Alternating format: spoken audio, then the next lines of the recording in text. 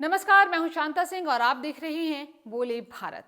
10 साल बाद इस देश को लोकसभा में विपक्ष का नेता मिला है। उस विपक्ष के नेता की मेडन स्पीच के कुछ खास हिस्सों को सुनिए। नहीं, कांग्रेस नहीं डरती आपसे। आप कांग्रेस से डरते हो। नरेंद्र मोदी जी पूरा हिंदू समाज नहीं है, बीजेपी पूरा हिंदू समाज नहीं है, आरएसएस पूरा हिंदू समाज नहीं है। जो रियलिटी है वो हिंदुस्तान की सेना को मालूम है, वो अग्निवीरों को मालूम है। उनके कहने से या मेरे कहने से कोई फर्क नहीं पड़ता।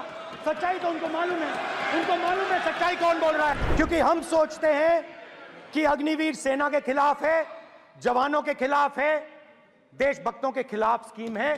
हम इस स्कीम को नहीं चाहते। 700 किसान शहीद हुए। हमने इस हाउस में कहा कि किसानों के लिए मौन होना चाहिए। आपने मौन नहीं होने दिया। आपने कहा ये किसान नहीं है, आपके मुताबिक ये किसान नहीं थे, ये आतंकवादी थे। लोकसभा में नेता प्रतिपक्ष राहुल गांधी के भाषण की विवेचना से पहले महाभारत का एक किस्सा सुन लीजिए। कौरवों और पांडवों के बीच युद्ध ठन गया था। भगवान कृष्ण के समझाने के बावजूद दुर्योधन माना नहीं और धृतराष्ट्र ने अपने विवेक की आंखों पर पुत्र मोह की पट्टी बांध ली थी। ऐसे में युद्ध होता ही। युद्ध से ठीक पहले कौरव पक्ष के प्रधान सेनापति भीष्म पितामह के युद्ध शिविर में कौरव और पांडव दोनों खेमों के प्रमुख महारथी पहुंचे, ये तय करने के लिए कि युद्ध में किन किन मर्यादाओं का पालन अवश्य होगा। मसलन सूर्यास्त के बाद कोई युद्ध नहीं करेगा, किसी निहत्थे पर कोई वार नहीं करेगा, युद्ध ही हुआ तो क्या हुआ, किसी किस्म का छल प्रपंच नहीं होगा। लेकिन जैसे जैसे युद्ध आगे बढ़ता गया, सारी मर्यादाएं, सारी नैतिकताएं, सारे उज्जवल मूल्य सब कुछ खत्म हो गए। बच गया तो सिर्फ छल, धोखा, प्रपंच और अनैतिक प्रवृत्ति। और इन सब के मूल में था कि चाहे पांडव हो या कौरव, दोनों पक्षों को हर हाल में सिर्फ विजय चाहिए थी। आज संसदीय गरिमा उसी महाभारत के युद्ध वाली अनैतिकता का शिकार बन चुकी है। चाहे पक्ष हो या विपक्ष हो, दोनों तरफ से संसदीय मर्यादाओं का पालन नहीं हो रहा है। सबसे बड़ी बात है कि इसमें अपनी नाकामियों, अपनी गलतियों और कमियों को ढकने के लिए दूसरों की कमियों और गलतियों का सहारा लिया जा रहा है। राहुल गांधी ने बतार विपक्ष के नेता अपने पहले भाषण में 1 घंटे 40 मिनट से भी ज्यादा समय लिया। इसमें बहुत सारा समय टोका टोकी, रोका रोकी में चला गया। राहुल गांधी ने कुछ अपने लोगों में नया स्पंदन पैदा करने वाला भावुक भाषण दिया तो कुछ बुनियादी और मौलिक सवालों को भी उठाया। कभी कभी वो एक निश्चल इंसान की तरह दिखे तो कभी राजनीति के माहिर खिलाड़ी की तरह। जिन सवालों का सीधा वास्ता लोगों की जिंदगी से जुड़ा है, रोजी रोटी से जुड़ा है, भविष्य से जुड़ा है, उन सवालों पर उनकी पीड़ा काफी तीखी लगी। मसलन नीट पेपर लीक को लेकर उन्होंने सरकार को कटघरे में खड़ा कर दिया और वाकई सरकार से जवाब देते नहीं बन रहा था। राहुल गांधी ने कहा कि आपने हर व्यक्ति के लिए डर का पैकेज दिया, रोजगार तो आपने खत्म कर दिया। अब नया फैशन निकला है नीट। एक प्रोफेशनल स्कीम को आपने कमर्शियल स्कीम में तब्दील कर दिया। गरीब मेडिकल कॉलेज नहीं जा सकता। पूरा का पूरा एग्जाम अमीर बच्चों के लिए बनाया गया है। हजारों करोड़ रुपए बन रहे हैं और कमर्शियल पेपर आपने जो बना रखे हैं उसमें 7 साल में 70 पेपर लीक हुए हैं।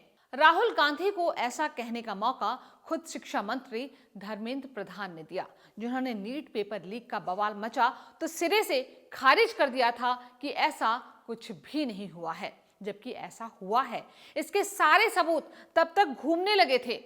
बिहार में उनकी ही पार्टी के नेता नीतीश सरकार में उप मुख्यमंत्री विजय सिन्हा ने खुद कहा था कि नीट पेपर लीक हुआ है। सवाल सिर्फ नीट में ही पेपर लीक का नहीं है, बल्कि यूजीसी नेट से लेकर सिपाही भर्ती और शिक्षक पात्रता तक हर परीक्षा मानो कॉम्प्रोमाइज्ड हो। ऐसे में राहुल गांधी ने जब सरकार पर सवाल उठाना शुरू किया तो सत्ता पक्ष के पास कोई जवाब नहीं था। राहुल गांधी ने उसी तरह अग्निवीर के मुद्दे को भी उठा दिया। राहुल ने कहा कि आप अग्निवीर को 6 महीने की ट्रेनिंग देते हैं, दूसरी ओर चाइना के जवान को 5 साल ट्रेनिंग मिलती है। जवानों के बीच फूट डालते हैं और अपने आप को देशभक्त कहते हैं।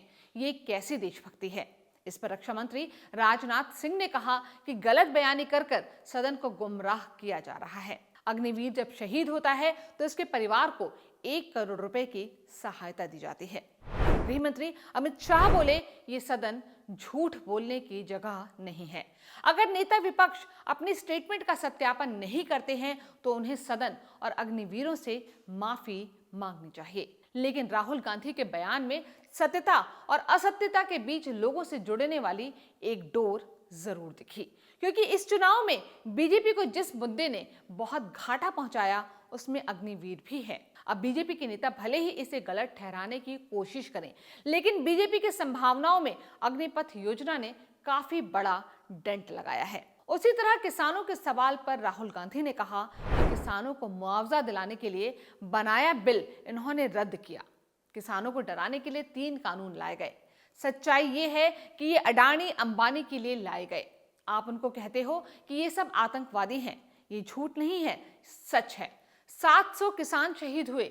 हमने कहा किसानों के लिए मौन होना चाहिए। आपने कहा ये किसान नहीं है, मौन नहीं होना चाहिए। आपने कहा कि ये आतंकवादी हैं। हालांकि बीजेपी के किसी भी बड़े नेता ने कभी किसानों को आतंकवादी नहीं कहा। यह भी सही है कि किसान सम्मान निधि के तहत किसानों के खाते में सालाना 6,000 रुपए जाते हैं। ये भी सही है कि किसानों को एमएसपी भी मिल जाती है।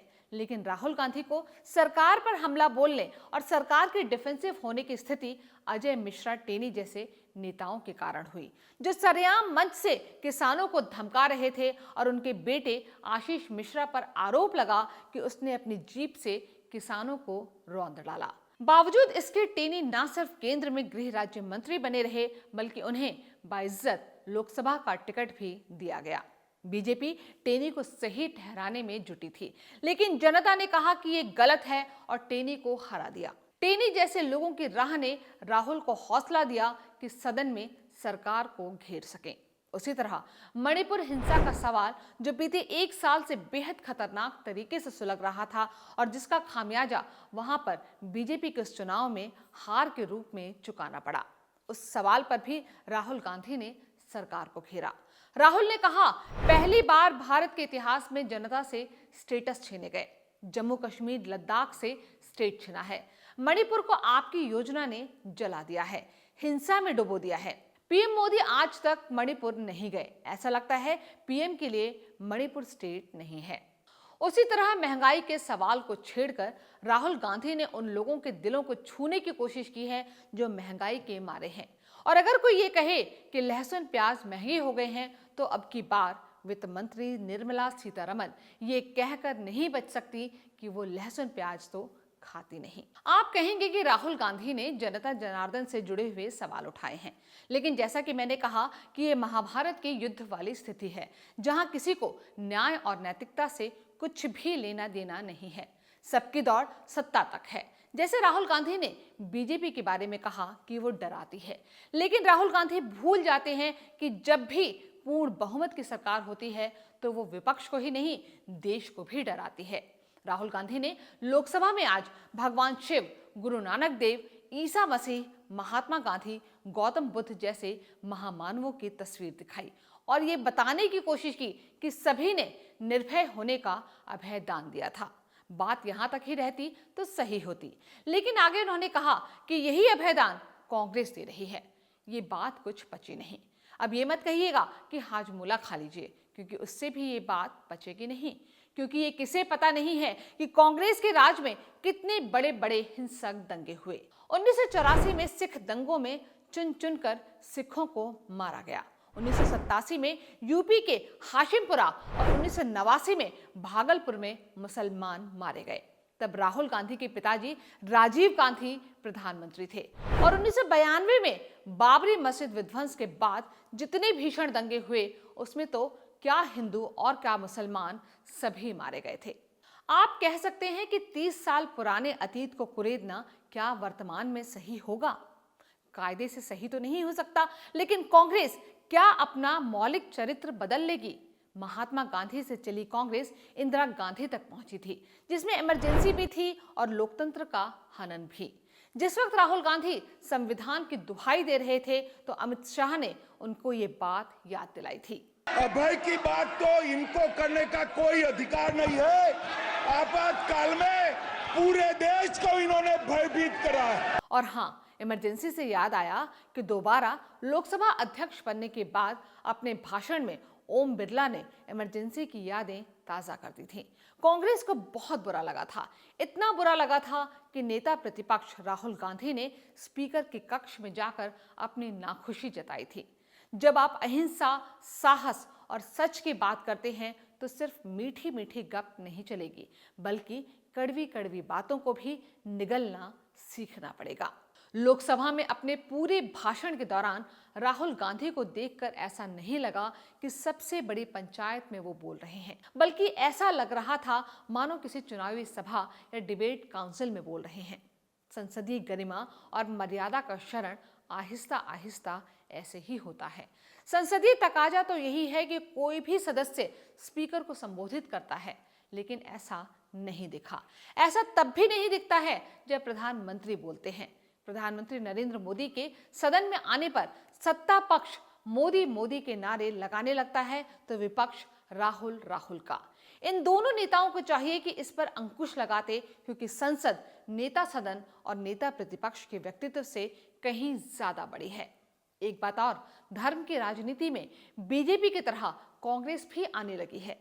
राहुल गांधी आज शिव भक्त की मुद्रा में थे और उनके तेवर, अंदाज और भाषण से यही ध्वनि आ रही थी कि वो राम के बरक्ष शिव को खड़ा करना चाहते हैं, जबकि ये बहुत खतरनाक प्रवृत्ति साबित होगी।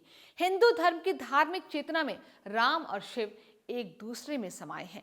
लंका पर चढ़ाई से पहले समुद्र के किनारे भगवान राम ने शिव जी की स्थापना की थी, जिसे सेतुबंध रामेश्वरम कहा जाता है, यानी कि राम के ईश्वर, और वो राम के ईश्वर शिव हैं। ऐसा तो रावण ने किया था कि शिव के लिए अपना 10 सिर काट कर चढ़ा देता था और राम से बैर मोल ले लिया था, जो इसके विनाश का कारण बना था। हाँ, इस बीच इतना जरूर हुआ कि राहुल गांधी ने स्पीकर को भी मर्यादा का एक पाठ पढ़ाया। अगर संसदीय मर्यादाएं पक्ष और प्रतिपक्ष की करनी से टूटती हैं तो स्पीकर का विवेक उस मर्यादा को बचाता है। राहुल गांधी ने एक बात कहकर इशारों में स्पीकर पर आरोप लगाया कि वो सरकार की तरफ झुके हुए दिखते हैं। राहुल ने स्पीकर से कहा कि मैंने आपसे हाथ मिलाया तो आप सीधे खड़े रहे, जब मोदी जी ने आपसे हाथ मिलाया तो आपने झुककर हाथ मिलाया। इस पर स्पीकर ने कहा कि मेरी संस्कृति और संस्कार में सिखाया गया है कि जो हमसे बड़े हैं उनसे झुककर मिलो और जो छोटे हैं उनसे बराबरी से मिलो। इसी कड़ी में स्पीकर ओम बिरला ये भी कह गए कि हमारी संस्कृति और संस्कार तो अपने से बड़ों के सामने झुकना ही नहीं, उनके पैर छूने का भी आदर्श रखते हैं। इस पर राहुल गांधी ने कहा, स्पीकर सबसे बड़ा है, हम सबको स्पीकर से झुककर बात करनी चाहिए। आप इस हाउस के लीडर हैं, आपको किसी के सामने नहीं झुकना चाहिए। हालांकि राहुल गांधी ने ये बात गलत कही कि स्पीकर हाउस के लीडर हैं, क्योंकि हाउस के लीडर तो प्रधानमंत्री ही हैं। लेकिन बाद में सुधार करके राहुल ने जरूर कहा कि आप सदन के संरक्षक हैं और यकीनन सदन के संरक्षक को सबसे ऊपर दिखना चाहिए। बोले भारत के इस वीडियो में अभी इतना ही। जल्दी ही एक नए वीडियो के साथ मुलाकात होगी। तब तक के लिए नमस्कार।